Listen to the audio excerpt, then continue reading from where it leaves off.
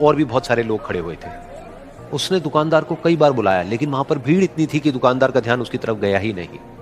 और फिर उस बच्ची को थोड़ा सा गुस्सा आया तो उसने अपनी मिट्टी की गुल्लक ले करके वहीं काउंटर पर जोर से रख दी, जिसके बाद में जो दुकानदार था और जितने भी लोग खड़े थे वो सब उस बच्ची की तरफ देखने लग गए। और फिर उस दुकानदार ने उस बच्ची से पूछा, बेटे आपको क्या चाहिए? तो वो बड़े ही भोलेपन से बोली कि मुझे एक चमत्कार चाहिए। ये सुन करके दुकानदार को कुछ समझ नहीं आया, ना ही वहां पर जो लोग थे उनको कुछ समझ में आया, और सब उसकी तरफ देखने लग गए। फिर दुकानदार ने बोला, बेटे चमत्कार तो यहां पर नहीं मिलता है। तो बच्ची को लगा कि वो उससे झूठ बोल रहा है, तो बच्ची ने कहा कि मेरी गुल्लक में बहुत पैसे हैं, आप बताओ आपको कितने पैसे चाहिए, लेकिन मैं आज यहां से चमत्कार लेकर के ही जाऊंगी। तो वहीं काउंटर पे एक और आदमी खड़ा था, उसने उस बच्ची से पूछा कि बेटे क्यों चाहिए तुमको चमत्कार? तब उस बच्ची ने अपनी कहानी बताई कि अभी कुछ दिन पहले मेरे भाई के सर में बहुत तेज दर्द हुआ, तो मेरे पापा मम्मी उसको हॉस्पिटल ले गए। उसके बाद कई दिन तक मेरा भाई घर नहीं आया। तो मैंने कई बार अपने पापा से पूछा, लेकिन उन्होंने मुझे कुछ नहीं बताया। उन्होंने बार बार यही कहा कि वो आ जाएगा, वो कल आ जाएगा, वो कल आ जाएगा, लेकिन वो आ ही नहीं रहा था। तो मैंने देखा कि मम्मी रो रही है, और पापा मम्मी को कह रहे थे कि उसकी दवाइयों के लिए और उसके इलाज के लिए जितने पैसे चाहिए उतने मेरे पास में नहीं है, अब उसको कोई चमत्कार ही बचा सकता है। तब मुझे लगा कि अगर मेरे पापा के पास में इतने पैसे नहीं भी हैं तो क्या हुआ, मेरे पास में तो है। तो मैंने जितने भी पैसे जोड़ रखे हैं वो सारे लेकर के मैं इस दवाई की दुकान पर आई।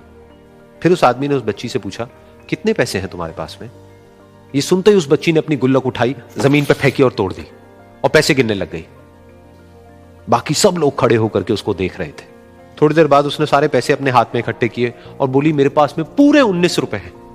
वो जो आदमी वहां पर खड़ा था वो थोड़ा सा मुस्कुराया और बोला कि अरे तुम्हारे पास में तो पूरे पैसे हैं, इतने का ही तो आता है चमत्कार। ये सुनकर के वो बच्ची बहुत खुश हो गई और बोली कि चलो मैं आपको अपने पापा से मिलवाती हूं।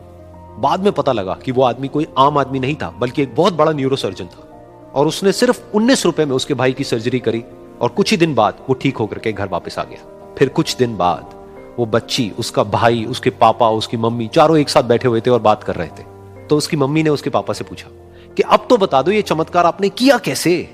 तो उन्होंने अपनी बेटी की तरफ देखा और बोले, ये चमत्कार मैंने नहीं, इसने किया है।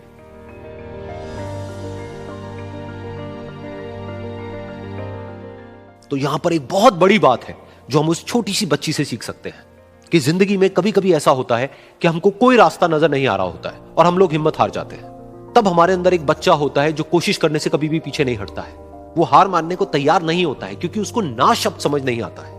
वो बच्चा जिसके लिए कुछ भी नामुमकिन नहीं है, क्योंकि वो हर हाल में कोशिश करता ही रहता है।